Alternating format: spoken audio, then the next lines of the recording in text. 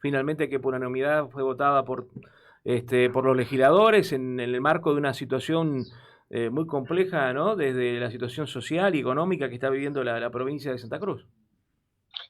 Sí, la verdad que es una resolución que de alguna manera llama la atención al Ejecutivo, ¿no? Les dice que hay un contexto sumamente grave en crisis económica y social y que en función de eso, lejos de seguir presionando con proyectos de emergencia, solicita un llamado a una mesa de diálogo, una paritaria, con los distintos sectores que se encontraban en la legislatura haciendo presión porque estaban en contra del proyecto de emergencia económica. Acá hay algo que a mí me parece importante sostener.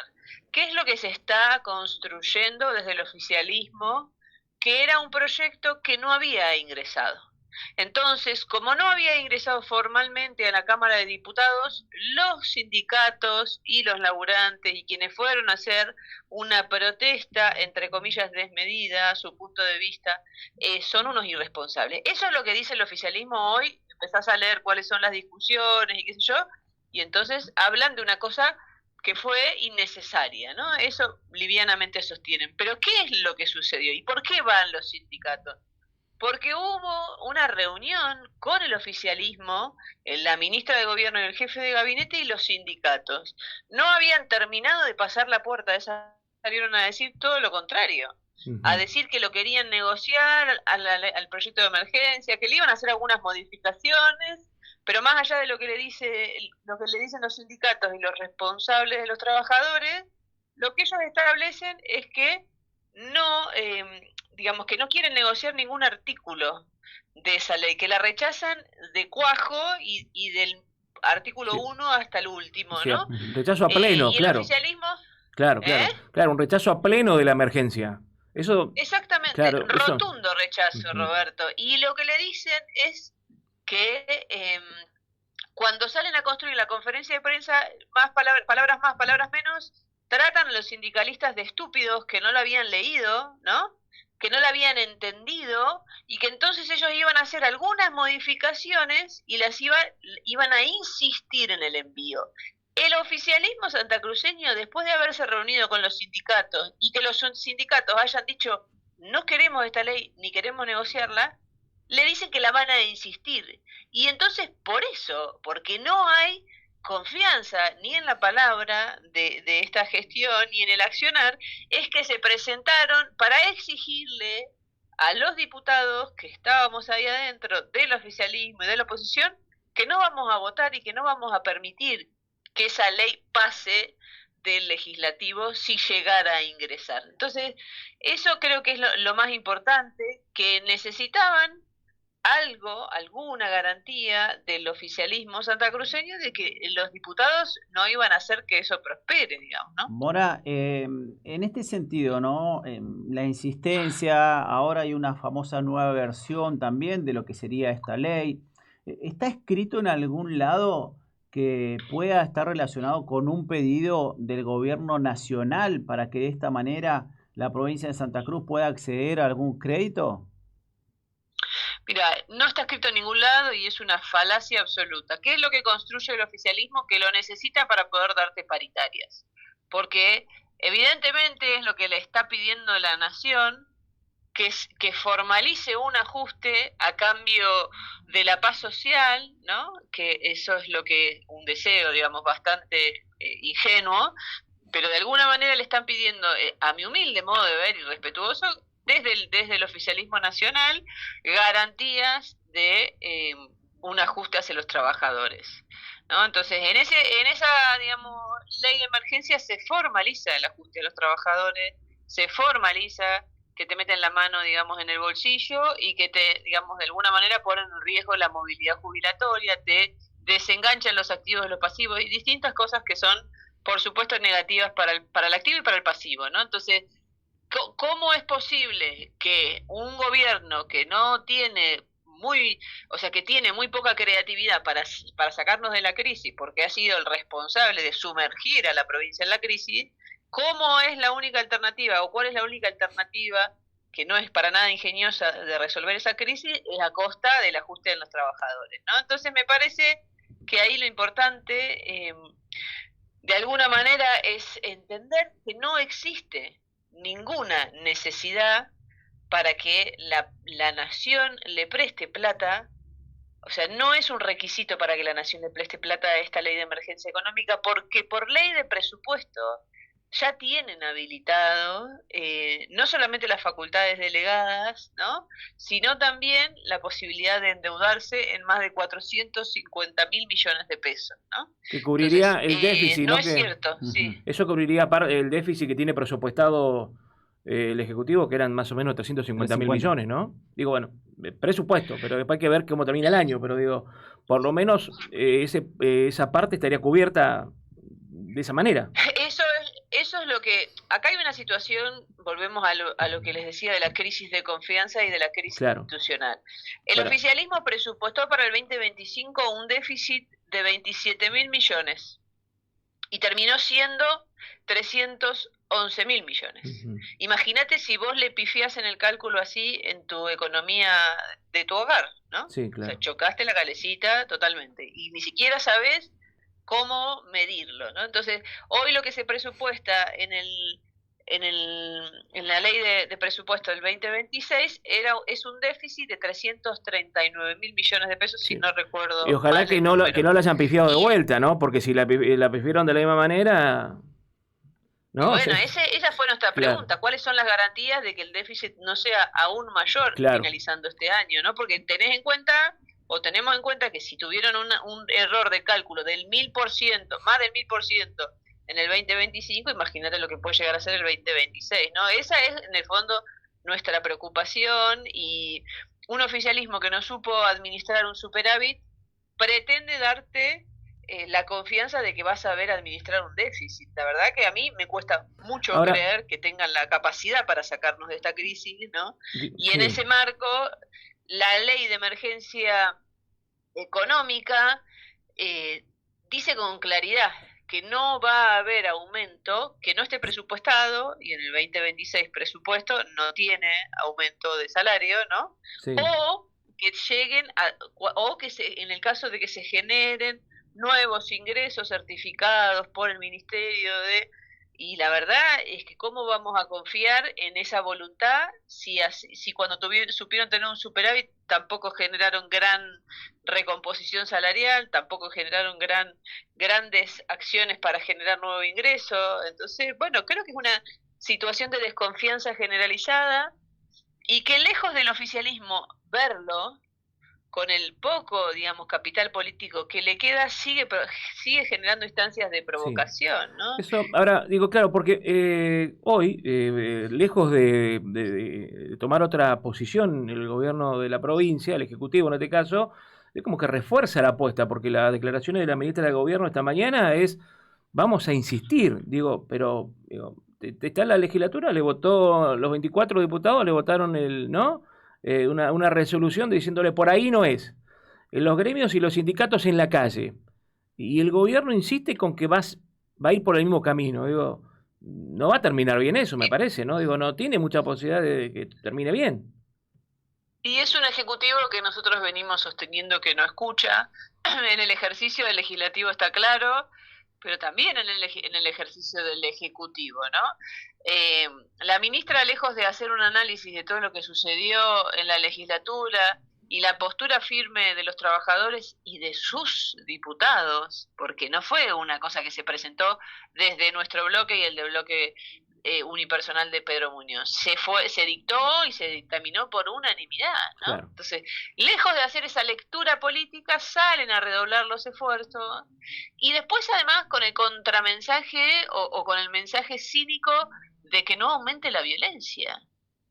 Si vos estás haciendo una postura como legislativo y tenés un ejecutivo, vuelvo a decirte, que lejos de acusar recibo de eso, acusar recibo de lo que pasó en las elecciones, vuelve a insistir con algo que ya te dijeron que no van a aceptar los laburantes, después le decís que tienen que bajar la espuma, que no tiene que haber conflicto. ¿Cómo es posible que se interprete este nuevo mensaje del Ejecutivo Provincial?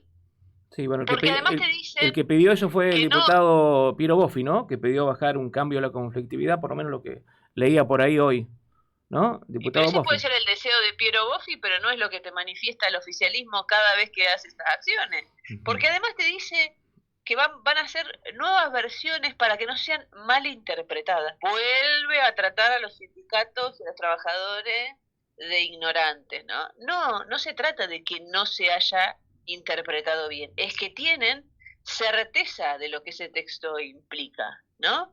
Entonces, cuando tienen certeza de lo que ese texto implica, y solo vos tenés que conformarte con lo que te pueda llegar a decir el día de mañana, si es que aumentan los ingresos, no supieron sostener el superávit y van a saber generar nuevos ingresos.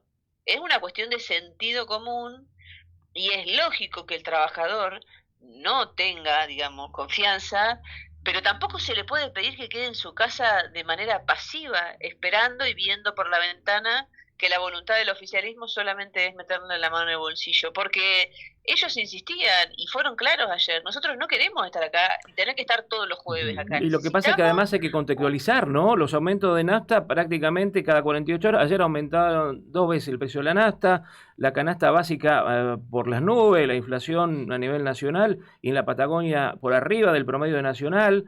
Los sueldos, bueno, en el freezer, digo, es un panorama muy complejo el que tiene la provincia de Santa Cruz. Más de una vez hemos hablado nosotros acá, decimos Santa Cruz y la zona norte es como la tormenta perfecta, porque a los problemas de la macroeconomía a nivel nacional vos tenés que sumarle la particularidad de cada región. En el caso de Santa Cruz, lo que está pasando con la provincia y en zona norte lo que pasó y lo que está pasando con la salida de YPF, digo.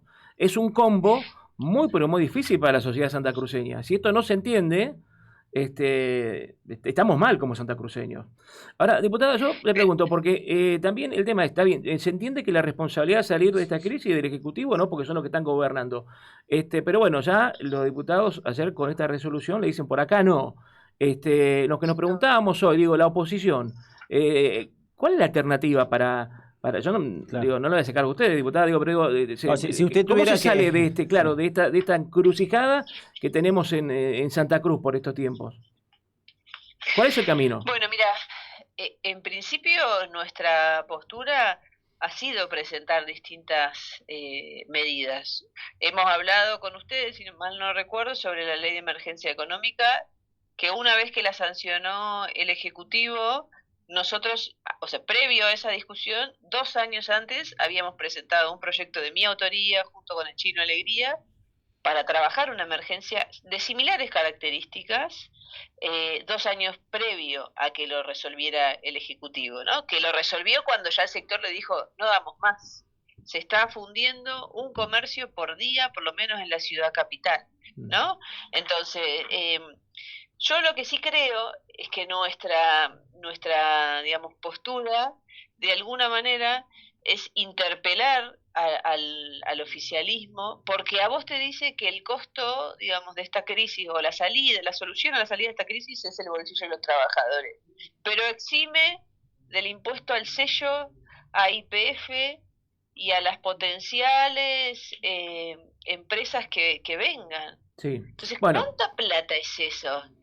¿Cuánta plata es la sí. que vos dejaste de ingresar como provincia, eximiendo de ingresos, digo, del impuesto al sello a YPF y a los nuevos permisos que tuvieran con las nuevas empresas? Se entiende que ellos lo que están haciendo en definitiva es una transferencia de las grandes empresas a costa de las grandes mayorías. Yo creo que es eso lo que se tiene que discutir, porque Ujú, además se hace por decreto, ¿no? claro, Es una medida unilateral que toma el gobierno de eximir un impuesto, ¿no? sí. Y por otro lado, nosotros tenemos y venimos pensando y discutiendo sobre un nuevo esquema de coparticipación. Entendemos que la salida no es a costa del trabajador, que en momentos de extrema crisis en la provincia se decidieron, por ejemplo, distintas acciones que no fuera meterle la mano en el bolsillo de los trabajadores. La creación del Fondo Fiduciario Unirse fue una, la creación de la Agencia de Ingresos Públicos, la CIP, la Agencia Santacruceña, ¿no? Entonces, hay otras formas de salida a la crisis en un escenario nacional, pero está claro y clarísimo que lo que hoy se está haciendo es de alguna manera formalizar un Estado provincial ineficiente y sin brújula. Cuando vos tenés una tasa de desempleo que en el país el promedio es arriba del 6, vos sos la única provincia que tiene 2 dígitos. Un Estado totalmente sin brújula para resolver ningún tipo de crisis, ¿no? Entonces, creo que la salida, por ejemplo, a esta discusión, lo decíamos ayer y lo ha dicho en otras oportunidades también la diputada Karina Nieto, ¿no le quieren llamar acuerdo social santacruceño? Pues no tienen ganas de reconocer que hubieron iniciativas de nuestro proyecto político que sirvieron, que le pongan otro nombre, pero que llamen a una mesa para ver de qué va a vivir la provincia en 2 meses hacia adelante, ¿no? Ustedes piden una mesa de Porque vuelvo a unidad. decir, ¿cómo? Una mesa de unidad podría ser para poder sobrellevar la situación. No, yo unidad con esta gente no, de ninguna manera, pero una mesa sin dudas de diálogo para hacer un aporte de ideas sincero, porque la verdad que es duro el escenario que se vive en la provincia, es doloroso escuchar la realidad de los trabajadores, es doloroso ver que existe, digamos, un clima social cada vez más tenso, más tenso, más tenso, y que el oficialismo lo único que hace es tirarle nafta al fuego, ¿no? Es doloroso que la provincia se haya quedado pata para arriba en 2 años, en un escenario que se asume con un equilibrio fiscal dentro de las cuentas del Estado, que tuvieron una recaudación récord producto de una devaluación monstruosa y que no supieron qué hacer con eso, ¿no? En el medio tenés la salud rota, la educación rota, los trabajadores de la administración pública que no generan ingresos, que tienen el salario planchado ya hace 2 años, y eso en un escenario de baja de consumo, baja de poder adquisitivo, impacta en el sector comercial y así, ¿no? Y tu gallina de los huevos de oro, que era el sector hidrocarburífero, lo rompiste, y entonces la consecuencia es que los municipios tengan los mismos ingresos en regalías que hace un año, cuando los costos, por supuesto, que no son los mismos que hace un año, ¿no? Diputada, como siempre, agradecemos la atención de atendernos, porque queríamos hablar lógicamente y tener la mirada suya con respecto a esta situación que vive hoy la provincia de Santa Cruz. Bueno, ojalá que en algún momento ¿no? Se encuentre algún rumbo, por lo menos para salir de una situación. Hoy da la sensación de que estamos como en un punto muerto, ¿no? Porque digo, por un lado, los diputados y los sindicatos y los gremios que dicen por acá no, y el Ejecutivo que insiste. Digo, vuelvo a este tema, se va a complicar si no hay ahí un cambio, me parece, por lo menos en la lectura del Ejecutivo, de cómo están las cosas en la provincia. Así que bueno, gracias por habernos recibido. No, gracias a ustedes por el espacio y vuelvo a insistir, esto es producto de un oficialismo que está ciego y sordo, pero que tiene una tendencia muy muy grande a, lejos de quedarse en silencio, generar provocaciones de manera permanente con la palabra, ¿no? Entonces me parece que hay que hacer un llamado de atención y reflexionar, porque ayer hubo un poder legislativo y una clase trabajadora que dijo hasta acá. Gracias, diputada. Un abrazo acá Hasta de luego. Caleta. Hasta luego. Chau, chau. Diputada Agustina Mora. En el otoño 2026 transmite El Caleta.